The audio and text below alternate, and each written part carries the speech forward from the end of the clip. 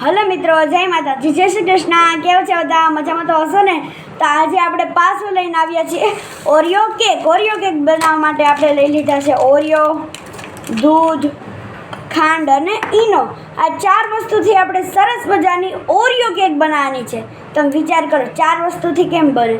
આપણે ચોકલેટ, મેંદો કાંઈ નથી નાખવાનું. આપણે મસ્ત કોઈના પેટ ન બગડે એવી સ્વીટ અને super chocolate Oreo cake. Chocolate હું નથી નાખતો કારણ કે મને શરદી થઈ ગયેલી છે. તો આપણે તમે આમ જોતો રહો. તો હું લાવેલો છું 3 ઓરિયોનું પેકેટ. મેં 3 થી 4 વાર બનાવી લીધી. મને બહુ ગમી છે. તો આપણે 3 ઓરિયોમાંથી એક જ ઓરિયોને બનાવશું.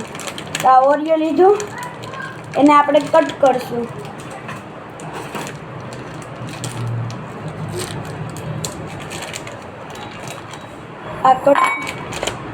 આ છે બોલ.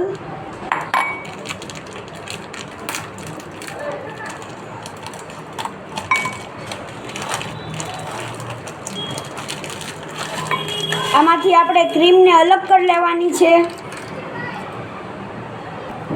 તો તમે જોઈ શકો છો મેં ઓરિયોને આવી રીતે ક્રીમને જુદી પાડી દીધી છે. આપણે જુદી પાડી શકીએ. હવે આપણે આ ઓરિયોને ક્રશ કરવા. તો આપણે ક્રશર મશીનમાં નાખવા, મિક્સરમાં આપણે 2 ચમચી ખાંડ નાખી દઈશું. 2 ચમચી નાખવાનું કારણ કે ઓરિયો ગળા હોય છે.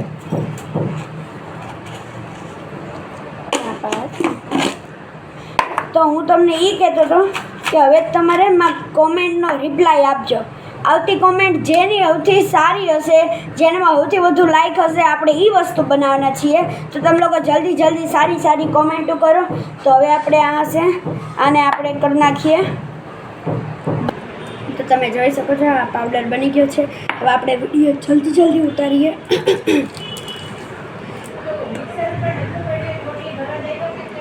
તો તમે વિચારતા હશો આપણે આ વધેલી ક્રીમનું શું કરીએ? વધેલી ક્રીમને આપણે જલ્દી દૂધ નાખીને આપણે ભેળી નાખીએ. આપણે ક્રીમને હલાવી નાખી છે આમાં. હવે આપણે નાખીશું.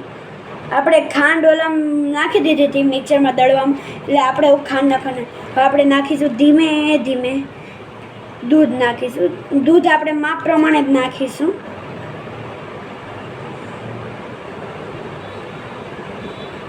કારણ કે મેં સૌથી પહેલી વાર કહી દીધી ને ત્યાં મારે હારે જ આવું થયું.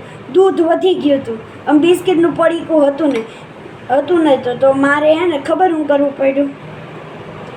મેં જઈને અહીંયા પાસે કરિયાણાની દુકાન છે ને, ત્યાં જઈને મેં પહેલાં મેરીગોલ્ડ ઓરિયોનું પૂછ્યું.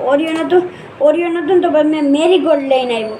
એટલે પહેલી કેકનો વિડીયો મારે ફ્લોપ થઈ ગયો હતો, કેન્સલ.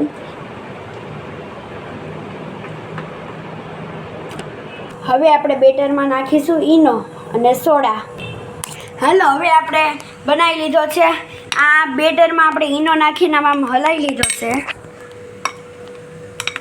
બીજી બાજુ આપણા ગુજરાતી હોય એટલે એમને ખબર તો પડે. બાફળિયું આપણે એમાં લીંબુના છોતરા નાખી દીધા. સાઈડ પેન લીધી, ગેસ ફાસ્ટ છે. ઉપર સ્ટીલની ઉપર આપણે સ્ટેન્ડ મૂકેલું છે. તો હવે આપણે જલ્દી આ ડીશ ઉપર જરીક તેલ લગાવી હલાવીને આને બાફવા મૂકી દેવી. તો તમે જો